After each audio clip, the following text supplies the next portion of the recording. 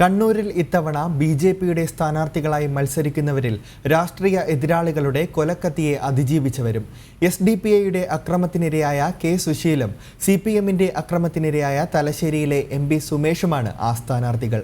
Sushil Kannur corporation temple ഡിവിഷനിലും M P. Sumesh Thalassery municipality Kuyyali വാർഡിലുമാണ് മത്സരിക്കുന്നത്. എസ്.ഡി.പി.ഐയുടെ ഭീകരതയ്ക്കിരയായി മരണത്തെ മുഖാമുഖം കണ്ടതാണ് കെ. സുശീൽ. 2017 മാർച്ചിൽ സുശീലിനെ എസ്.ഡി.പി.ഐക്കാർ വെട്ടിക്കൊലപ്പെടുത്താൻ ശ്രമിച്ചു. മാസങ്ങൾ നീണ്ട ആശുപത്രി വാസത്തിനൊടുവിലാണ് ജീവിതത്തിലേക്ക് തിരികെ വന്നത്. ആരോഗ്യസ്ഥിതി മെച്ചപ്പെട്ട ഉടനെ പൊതുപ്രവർത്തനത്തിൽ ഇദ്ദേഹം സജീവമാവുകയും ചെയ്തു. ഇത്തവണ കണ്ണൂർ കോർപ്പറേഷൻ ടെമ്പിൾ ഡിവിഷനിലെ ബി.ജെ.പി. സ്ഥാനാർത്ഥിയാണ് സുശീൽ. ആക്രമിച്ച് തളർത്താനാകില്ല എന്ന് ഉറച്ചു പറഞ്ഞുകൊണ്ടാണ് ഇദ്ദേഹം വോട്ട് തേടുന്നത്. എന്നെ ആക്രമിച്ചവർക്കുള്ള മറുപടിയാണ് എൻ്റെ ഈ തെരഞ്ഞെടുപ്പ്.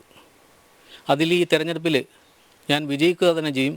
അതിനുള്ള എല്ലാ പരിശ്രമങ്ങളും ഞങ്ങളും സുഹൃത്തുക്കളും ഒക്കെ തളാപ്പിൽ നടത്തിയിട്ടുണ്ട്. സി.പി.എമ്മിന്റെ കൊലക്കത്തിയിൽ നിന്ന് രക്ഷപ്പെട്ട് തിരികെ വന്ന തലശ്ശേരിയിലെ എം.പി. സുമേഷാണ് മറ്റൊരു സ്ഥാനാർത്ഥി. തലശ്ശേരി മുനിസിപ്പാലിറ്റിയിലെ കുയ്യാലി വാർഡിലാണ് ഇദ്ദേഹം ബി.ജെ.പിക്കായി ജനവിധി തേടുന്നത്.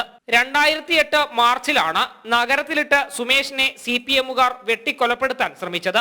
നഷ്ടപ്പെട്ട ഇടത് കൈപ്പത്തിയും തലക്കേറ്റ വെട്ടുകളും തീർത്ത പ്രയാസങ്ങളെയും മറികടന്നാണ് സുമേഷ് പൊതുപ്രവർത്തനം നടത്തുന്നതും തെരഞ്ഞെടുപ്പിൽ മത്സരിക്കുന്നതും. ഈ തലശ്ശേരി നഗരസഭയിൽ നല്ല നേതൃത്വ ശേഷിയുണ്ടായിരിക്കുന്ന, നേതൃത്വ ഗുണമുണ്ടായിരിക്കുന്ന ആളുകൾ നമ്മുടെ മുന്നിലുണ്ടായിരിക്കുന്നുണ്ട്.